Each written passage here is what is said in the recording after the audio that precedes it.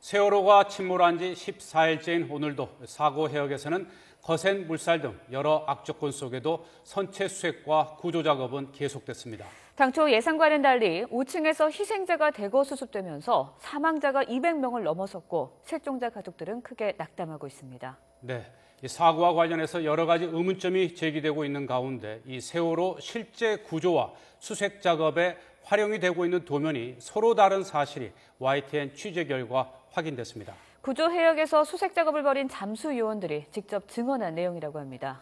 세월호 이 수색 현장 연결하겠습니다. 허재훈 기자. 네, 세월호 구조 현장입니다. 네, 그동안 수색 작업에 활용했던 도면이 이 실제 구조와 다르다는 게 대체 무슨 소리입니까? 네, 오늘 오후에 세월호 5층에서 10명이 넘는 희생자가 한꺼번에 발견됐습니다. 그 과정에서 밝혀진 사실입니다. 잠수요원들이 도면을 보고 5층 선실을 수색했는데 도면과 구조가 달랐다고 합니다. 조타실과 선원실, VIP룸만 있어야 하는데 격실 개수는 물론 문 구조까지 전부 달랐다는 겁니다. 이 도면은 청해진 해운이 제출한 것인데요. 불법 증축을 했다는 새로운 증거가 될 것으로 보입니다. 결국 세월호의 실제 구조가 수색 작업에 사용하는 도면과 다르다는 의미인데요. 3층과 4층 객실도 도면과 구조가 다르다고 합니다. 예를 들면 도면에는 방이 7개인데 실제로는 방이 8개였다고 합니다.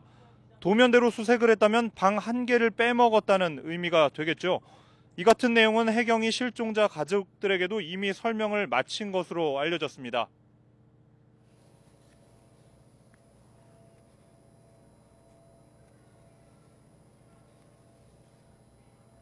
네, 도면과 실제 구조가 달랐다는 이야기인데요. 지금까지 진행한 수색 작업도 처음부터 다시 해야 된다는 의미인가요?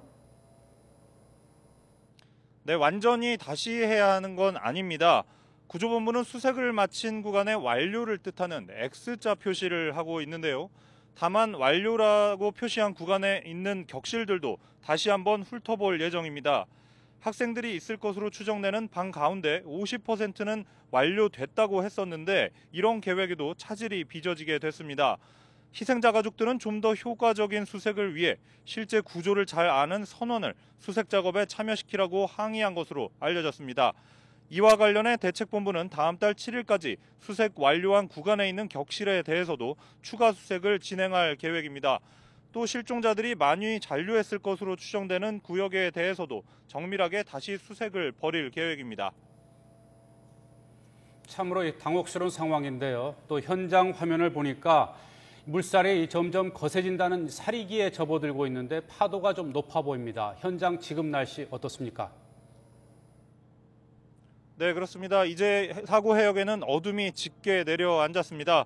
오늘 하루 종일 흐린 날씨였는데요. 저녁 시간에 접어들면서 바람도 거세게 불고 있습니다. 더불어 파도도 1m 이상으로 높게 치고 있습니다. 이곳 맹골수도에서 직접 배를 타고 느끼는 파도의 출렁임은 훨씬 심합니다. 그럼에도 지금이 오늘 마지막 정조 시간이기 때문에 사고 현장에는 오징어잡이 어선들의 조명 아래 수색 작업이 이어지고 있습니다. 다이빙벨 투입을 위한 버팀줄 설치도 진행되고 있는데요. 새벽 2시쯤 투입을 시도해볼 예정입니다. 지금까지 세월호 구조 현장에서 YTN 허재원입니다.